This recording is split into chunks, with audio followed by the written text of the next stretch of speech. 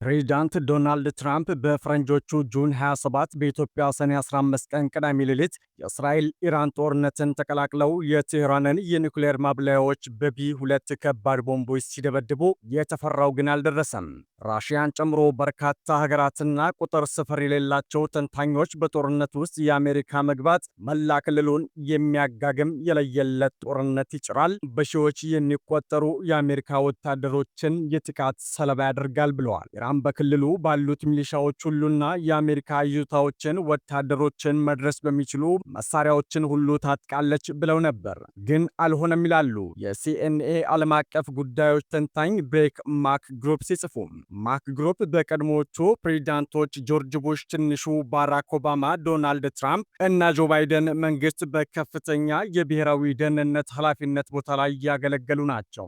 በፊትም አሜሪካ ሁከት ያነሳች እንደሆነ ክልሉ በእሳት ይለበለባል ወይም ጥልቅ ባህር ውስጥ ይሰጥማል እየተባለ እየተነዛ የነበረ ወሬ እኔ የተጋነነ የኢራን ፕሮፓጋንዳ ነው ብዬ ነበር ሲሉ ቀጥለዋል። ይህም እውነት ስለመሆኑ በአሁኑ ቀውስ በተጨባጭ ታይቷል ባይ ናቸው እና ዛሬ የኢራን ምላሽ ምን እንደሚሆን ሳይሆን እንደሆነ በተጨባጭ አይተነዋል። ሰማይ ይቀደዳል፣ ገሃነም ይከፈታል ያሉ ክፉ ክፉ የሚታያቸው ድምፆች ተሸንፈዋል። ኢራን የሰጠችው አጸፋ ይላሉ ጸሐፊው አስቀድሞ ማስጠንቀቂያ የተሰጠባቸውና አንድ ጊዜ ብቻ ኳታር ውስጥ የሚገኘው የአሜሪካ የአየር ኃይል ጦር ሰፈር ላይ የተተኮሰው 19 ሚሳኤል ብቻ ነው ይላሉ። ይህም ለኢራን አመጣው የሚባል ፋይዳ ካለ የባህረ ሰላጤው ሀገራት በአንድ ድምፅ ኢራንን ማውገዛቸው ብቻ ነው። በጦርነት ውስጥ እጃቸውን ያስገቡ ደጋፊ የኢራን ሚሊሻ ቡድኖችም አልነበሩም። ኢራን በጦርነቱ የቅርቦቹ ሚሊሻዎች ብቻ ሳይሆኑ የርቆቹም ቢሆኑ አልደረሱላትም ይላሉ ተንታኙ። በውጭ ጉዳይ ፖሊሲ ዙሪያ በእንግሊዝኛው ምህጻረ ቃል ክሪንክ የሚባል በምዕራቡ ዓለም ላይ ያበረ የቃል ኪዳን ቡድን አለ የሚል ንድፍ ሐሳብ አለ። ክሪንክ ቻይና፣ ራሽያ፣ ኢራንና ሰሜን ኮሪያ እንደማለት ነው። የስሞቻቸው የመጀመሪያ ፊደል ተወስደው የተፈጠረ ቃል ነው። በግጭት ወይም ቀውስ ጊዜ ይህ ቡድን አንድ ላይ ተጣምሮ ሲያበቃ ሰሜን ኮሪያና ኢራን ከዩክሬን ጋር ጦርነት ውስጥ ለገባቸው ራሽያ ድጋፍ እንደሰጡት አይነት ታክቲካዊና በተወሰኑ ጉዳዮች ላይ የሚመሰረት ሽርክና ሊፈጥሩ ይችላሉ። ነገር ግን መካከለኛው ምስራቅ ውስጥ ኢራን ከ1979 እስላማዊ አብዮት ወዲህ ደርሶባት ማያውቅ የከፋ ወታደራዊ ውድቀት ሲደርስባት ክሪንኮች በቦታው አልነበሩም ይላሉ ጸሐፊው። እንዳውም ኢራን ለበቀል ልትጠቀምበት ትችላለች ተብለው ከታመኑባቸው እርምጃዎች አንዱ የሆነውን የሆርሙዝ ሰርጥ የመዝጋት ሐሳቧን ቻይና እንዳታስቢው አይሞከርም ነው ያለችው ይላሉ። ምክንያቱም ኢኮኖሚዋ እንደ ውሃ የሚጠጣውን ነዳጅ የሚያገኘው ከመካከለኛው ምስራቅ የሰላጤው ሀገራት ስለሆነ መተላለፊያውም ሆነ ሆርሙዝ ሰርጥ ስለነበር ነው። የኢራኑ የውጭ ጉዳይ ሚኒስትር አባስ አርጋቺ በጦርነቱ መካከል ሞስኮ ብቅ ማለታቸውም ውጥረቱ ይርገብ ተኩስ ይቆም ከሚል መግለጫ በስተቀረ ባዶ እጃቸውን ነው የተመለሱት ይላሉ ተንታኙ። በእርግጥ የራሽያው ፕሬዝዳንት ቭላዲሚር ፑቲን በመካከለኛው ምስራቅ ከሁሉም ነገር በላይ ኃይል ያበላል ብለው አምነው የሶሪያውን አሳዳጆች አገዛዝ በመደገፍና በማጽናት ውጤቱንም በክልሉ እስራኤልና ሶሪያን ጨምሮ ወደ ጥልቅ ግንኙነት እለውጣለሁ ማለታቸው እንዳጀማመሩ የሚያስገር ነበር። ግን አሁን ሁሉም ነገር ተፍረክርኮ አሳዶቹም የሉም። ሞስኮም በሶሪያ ድምጿ የማይሰማ የቀራት ተጽዕኖ የባህር ዳሯ የወደብ ከተማዋ ታርተፍስ ይዞታ ብቻ ሆኗል ይላሉ። አስፈሪው ኤስ-300 የተባለው የአየር መከላከያ ሲስተሟ እስራኤል በአብዛኛው ከአሜሪካ ባገኘችው የጦር መሳሪያዎች ደብድባ ጥቅም አልባ አድርገዋለች። ያም በመሆኑ ይላሉ ተንታኙ ሩሲያ ወደ 1 ሚሊዮን ወታደራዊ ጉዳት በደረሰባትና ሶስተኛ ዓመቱን ባለፈው የዩክሬን ጦርነት በዩክሬን ሰማይ ላይ ልትመሰርተው ያልቻለችውን የአየር ኃይል የበላይነት እስራኤል በ12 ሰዓት ጊዜ ውስጥ በኢራን ሰማይ ላይ እውን ለማድረግ መቻሏ ራሽያ አይደለም ለኢራን ተጨባጭ ድጋፍ ማድረግ ቀርቶ በክልሉ ኃይልና ጡንቻን ለማሳየት ሳትፈልግና ሳትችል ቀርታለች ሲደመደም ይላሉ ተንታኙ። በዚህ 12 ቀናቱ ጦርነት የታየው የኢራን ደካማነት ብቻ ሳይሆን በራሽያና በቻይና የሚመራው ጸረ ምዕራባውያን ግንባርን ብስክስክነት ነው ይላሉ። በ12 ቀናት ዕድሜ ላሉ ተንታኙ እስራኤል የኢራንን ቁልፍ ከፍተኛ ወታደራዊ አዛዦች፣ የታወቁ የኒኩሌር ሳይንቲስቶች፣ የሚሳኤል ማምረቻ ተቋማትና ፎርዶን ከመሳሰሉ በጥልቀት የተገነቡ ማበልጸጊያዎች ወይም የኢስፋሃን ማጠራቀሚያዎች በስተቀረ አብዛኛውን የኒኩሌር ተቋማት አወደመች።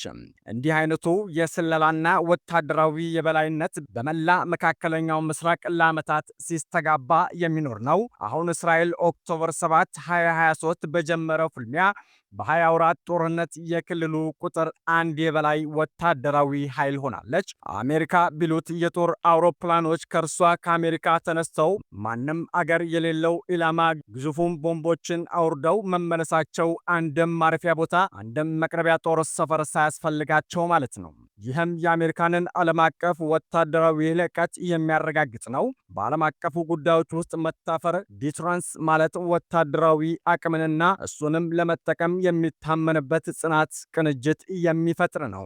ጸሐፊው እስካሁን ባወቅነው ላይ ተመስርተን የኢራን የኒኩሌር መርሃ ግብር በከፋ ሁኔታ ወደ ኋላ ተጎትቷል። የአሜሪካ የስለላ ማህበረሰብ የኢራን ቴሌኮም ማናጀር ሆኖ የሰራ የቀድሞ ባልደረባዬ ኖርማ ላይ ለሲኤንኤ ሲናገር የኢራን የኒኩሌር መርሃ ግብር መቅሰፍታዊ ምት እንዳረፈበት አምናለው ብለዋል። በመካከለኛው ምስራቅ እስራኤል በጠላትነት የምትመለከታት እርሷን ብትሆን እስራኤልን በታጣቂ ቡድኖቿ በኩል ጭምር እየነካካች በአይነ ቁራኛ የምትመለከታት ኢራንን የኒኩሌር ጣቢያዎች ለማውደም አልማ በወሰደችው የማጥቃት እርምጃ ሁለቱ ሀገራት ለ12 ቀናት የቆየ ጦርነት አድርገዋል። የእስራኤል ዋነኛ አጋሩ አሜሪካ ወታደራዊ ጣልቃ ገብነት የ12ቱ ቀናት ጦርነት በተኩስ አቁም እንዲደመደም ምክንያት ሆኗል። በዚሁ ጦርነት በእስራኤል ጥቃት የኒኩሌር ሳይንቲስቶችና ወታደራዊ ባለስልጣናትን ጨምሮ በትንሹ የ610 ኢራናውያን ሕይወት ሲያልፍ 28 እስራኤላውያን ደግሞ በኢራን ጥቃት ሕይወታቸው አልፏል። ከ4700 በላይ ኢራናውያንና ከ300 በላይ እስራኤላውያንም ቀላልና ከባድ ጉዳት አስተናግደዋል። 200 የእስራኤል ጦር ጀቶች በኢራን ጥቃት ሲፈጽሙ በመቶዎች የሚቆጠሩ የኢራን ባላስቲክ ሚሳይሎች ደግሞ በእስራኤል ጥቃት ፈጽመዋል። አሜሪካ በኢራን የናታንዝ፣ ፎርዶና ኢስፋሃን የኒውክሌር መሠረተ ልማቶች ላይ ጥቃት መፈጸሟን ተከትሎ ኢራንም በኳታር የሚገኘው የአሜሪካ ትልቁ የመካከለኛው ምስራቅ የወታደራዊ መሠረት ላይ የሚሳኤል ጥቃት ከፈጸመች በኋላ በአሜሪካ አስቸኳይ ተኩስ አቁም ጥሪ ጦርነቱ በ12 ቀናት ውስጥ ቆሟል። አሜሪካ በዚህ ጦርነት የኢራን የኒውክሌር ጣቢያዎች በማያዳግም ሁኔታ አውድም ያለው ስትል ብትፎክርም ከራሷ አሜሪካ የሚወጡ መረጃዎችም ሆነ ከሌላው ዓለም የሚሰሙት መረጃዎች ኢራን በጥቂት ጊዜያት ውስጥ ወደ ቀድሞ የኒውክሌር ማበልጸግ አቅሟ ትመለሳለች የሚሉ ሆነዋል። የዓለም አቀፉ የኒውክሌር ኃይል ተቆጣጣሪው ኢንተርናሽናል አቶሚክ ኢነርጂ ኤጀንሲ ኃላፊው ራፋኤል ግሮሲ ኢራን ወደ ኒውክሌር ማበልጸጓ የመመለሷ ነገር የጥቂት ወራት ጉዳይ ብቻ ነው ሲሉ አጽንኦት ሰጥተዋል። ይህም የአሜሪካ የኢራንና የኒውክሌር ጣቢያዎች ክፉኛ አውድም ያለው ያለውን ፉከራዋን ውድቅ ያደረገ ምላሽ ሆኗል። የሩሲያዋ አስተያየትም የኢራን ዋና የኒውክሌር ፕሮግራም በወራት ወደ ኋላ ተመለሰ እንጂ እንዳይመለስ አልወደመም የሚል ሆኗል። ይህም የኢራን የኒውክሌር ፕሮግራም እንዳያዳግም አድርጎ ለማስቆም ለተባበሩት እስራኤልና አሜሪካ የሚያበሳጭ ጉዳይ ነው።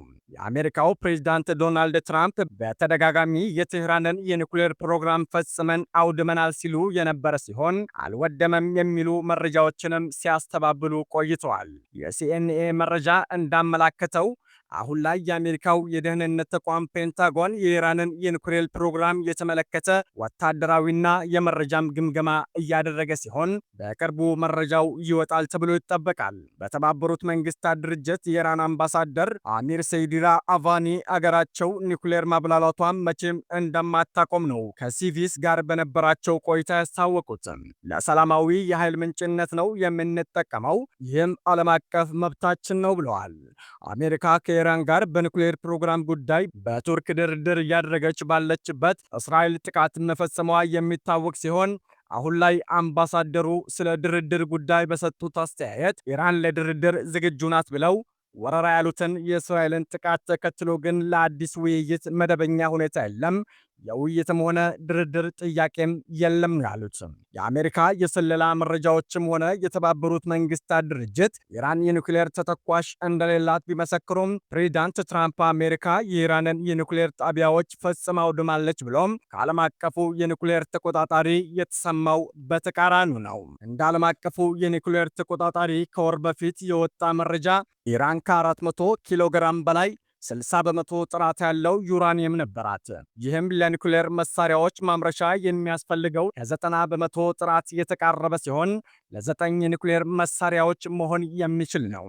ምንም እንኳን የኢራን የኒውክሌር ፕሮግራምን የተመለከተ የፔንታጎን መረጃ እየተደራጀ ቢሆንም ትራምፕ አሜሪካ አላወደመችም የሚሉትን መረጃዎች የውሸት ዜናዎች ሲሏቸው ተደምጠዋል። ኢራን ልታደርገው የምትችለውም ኒውክሌር ማምረት ሳይሆን ስለ ኒውክሌር ማሰብ ነው ሲሉም ጉዳዩን መረር አድርገው ገልጸውታል። ኢራን የኒውክሌር መሳሪያዎችን ማምረትን የሚገድበውን የኤንፒቲ ስምምነት የፈረመች ሀገር መሆኗ የኒውክሌር ኃይልን ከሰላማዊ ተግባር ውጪ ለጦር መሳሪያነት እንዳትጠቀም የሚያግዳት ቢሆንም ከጥቃቱ በኋላ ከስምምነቱ ልትወጣ እንደምትችልም ፍንጭ ሰጥታለች። ይህም በይፋ ይሁን በድብቅ የኒውክሌር መሳሪያዎችን እንድታመርት ያደርጋታል። የእስራኤል ጥቃትን ተከትሎ ከዓለም አቀፉ የኒውክሌር ተቆጣጣሪ ጋር ያላትን ህብረት የሀገሪቱ ምክር ቤት በይፋ አቋርጧል። የተቋሙ ኃላፊ በመሬት ስር ያለውን የፎርዶ ጣቢያን ጨምሮ የኢራንን የኒውክሌር ጣቢያዎች የመጎብኘት ጥያቄያቸውንም ውድቅ አድርጋለች። ተቋሙ እስራኤልና አሜሪካ የኒውክሌር ጣቢያዎችን ሲያጠቁ ያለበትን የማውገዝ ኃላፊነት ክዷል ስትልም ነቅፋለች። ተቋሙ ኢራን የኒውክሌር መሰረተ ልማቶቿን በተመለከተ ግልጽነት ይጎላታል ማለቱንም ለእስራኤል ጥቃት ሰበብ ለመስጠት ነው በሚል ውድቅ አድርገዋለች። ኢራን በእርግጥ ኃላፊውን ከእስራኤል ጋር ይሰራል በሚል ተተቻቸዋለች። ግሮሲ ኢራን ላይ ምንም እንኳን የደረሰው ጥቃት ቀላል ባይባልም አሁንም የኒውክሌር ማምረቻ ቁሶቿ፣ ቴክኖሎጂዎቿና ኢንዱስትሪዎቿ እንዳሉ ናቸው ባይ ናቸው። የፔንታጎን የመጀመሪያ ቴህራን ምናልባትም ያበለጸገችውን የተወሰነ ዩራኒየም ወደ ሌሎች ቦታዎች በተለይም ከፎርዶ ጣቢያ አዛውራ ይሆናል ቢልም ትራምፕ ግን ይህንን ፈጽሞ ያልሆነ ባይ ናቸው።